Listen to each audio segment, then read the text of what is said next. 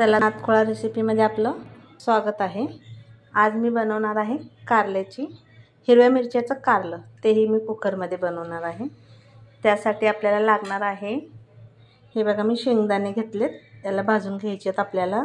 थोडंसं 3 कोर खोबरं घेतले छोटे छोटे, लसूण, मी चिंच भिजत ठेवली, हळद, जिरे, कढीपत्ता, हिरवी मिरची आणि कारल्याला मी कापून मीठ हळद भरून धुवून पाण्यात टाकलं होतं, त्याच पाण्यात धुवून घेतले।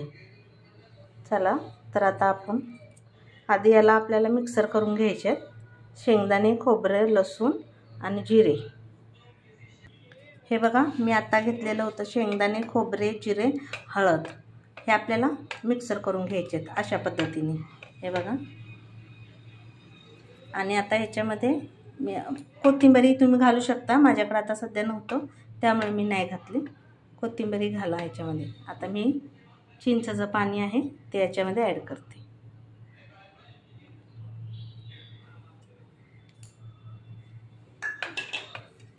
हे बघा असं एकत्र करून घ्यायचं आहे आपल्याला। मीठ पण घालायचं आहे, चवीपुरतं आपल्याला मीठ घ्यायचं। मी आपण मिक्सर करतानाच घातले मीठ, मी तुम्हाला मागेही सांगितले शेंगदाणे बारीक करताना मीठ तेव्हाच घालायचं आहे आपल्याला। आजची ही रेसिपी आमच्या मम्मीच्या हातची आहे, तर कमेंट करा, ट्राय करा आणि नक्की मला सांगा कशी वाटली तुम्हाला।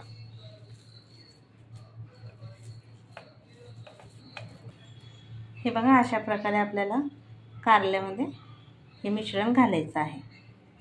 हे बघा लहान मुलांना खूप आवडतं, कारण हे जास्त तिखट होत नाही आणि याचं सारण मुलं खूप म्हणजे सारणामुळे आपल्याला ते त्यांनी कारलं खाल्लं जातं, त्यामुळे अशा पद्धतीने तुम्ही तुमच्या मुलांना करून द्या, ते नक्की खातील। हे पहा सगळं कारल्यात मी मिश्रण घातले। आता याच्यात मी पाणी बिलकुल ॲड केलं नाही आहे, मी फक्त चिंच भिजवलेलं जे होतं आपलं तेच मी याच्यात ॲड केले, बाकी बिना पाण्याचंच आहे आपलं कारलं। मी याच्यात थोडंसंही पाणी यूज करणार नाही आहे। आता मी घेतली आहे कुकर, हे बघा कुकरमध्ये थोडंसं पाणी। आता याच्यात मी तेल घालते 2 माप, हे बघा मी तेल घातले 1 माप, परत एक घातले 2 माप तेल घातले,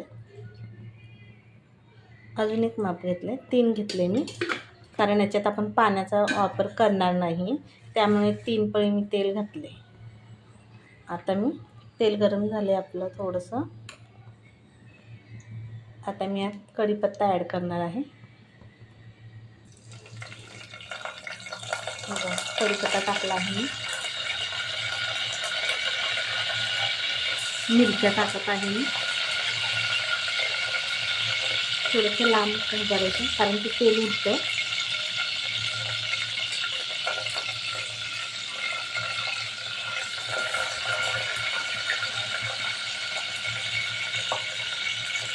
मिरची घालताना जरा जपून, कारण कधी कधी मिरच्या खूप जोरात उडतात, त्यामुळे काळजी घ्या मिरची घालताना। मी मोठ्या मिरच्या घेतल्यात, या जास्त तिखट नसतात त्यामुळे मी घेतल्या, कारण ही मुलंही खातात ना, मुलांसाठी मी बनवते त्यामुळे मिरचीचा मी सपक मिरच्याचा वापर केला आहे। आता मी कारलं घालत आहे,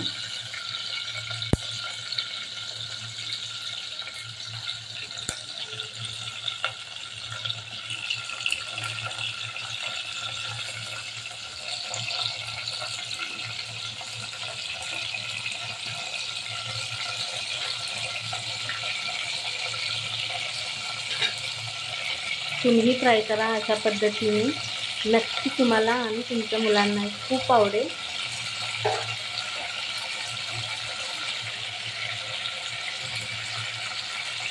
वास तर खूप छान येतो, खायलाही खूप टेस्टी आहे। तुम्ही ट्राय करून मला कमेंट करून नक्की सांगा तुम्हाला कशी वाटली, आणि लाईक आणि सबस्क्राईब करायला विसरू नका, शेअर करा। मी थोडंसं आपलं मसाल्याचं पाणी राहिलेलं आहे तेवढंसंच टाकलं, जास्त म्हणजे पाणी नाही घातलं। बघा मी वर खाली करत आहे, गॅस बारीक ठेवायचा, जास्त गॅस मोठा ठेवला की करपतो, त्यामुळे मध्यम गॅसवरती आपल्याला हे करायचं आहे. अशा प्रकारे आपल्याला वर खाली करून घ्यायचं आहे. आता झाकण लावून एक 5 मिनटं नाही 10 मिनटं ठेवणार मी. हे पहा, गॅस मी ठेवला आहे मध्यम, जास्त मोठा गॅस ठेवायचा नाही आहे आपल्याला. 10 मिनटात आपलं कारलं रेडी होणार आहे आपल्याला खायला. हे बघा 10 मिनटं झाले आहे. आता मी ओपन करते. एकच मिनटं. हे बघा झालं आहे आपलं कारलं. बघा किती छान दिसत आहे. हे बघा कारलं तयार आहे आपलं. हे बघू शकता तुम्ही किती छान दिसत आहे.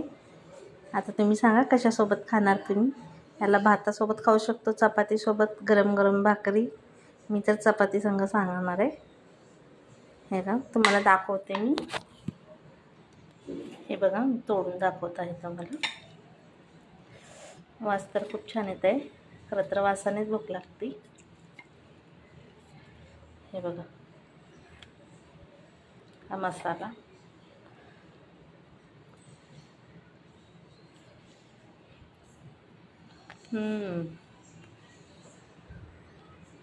खूप छान झालं आहे. त्यासोबत मिरची अप्रतिम. तुम्ही ट्राय करा. मला लाईक करा, सबस्क्राईब करा. मी तुमच्यासाठी नवीन रेसिपी घेऊन येते पुढच्या व्हिडिओमध्ये. Okay bye.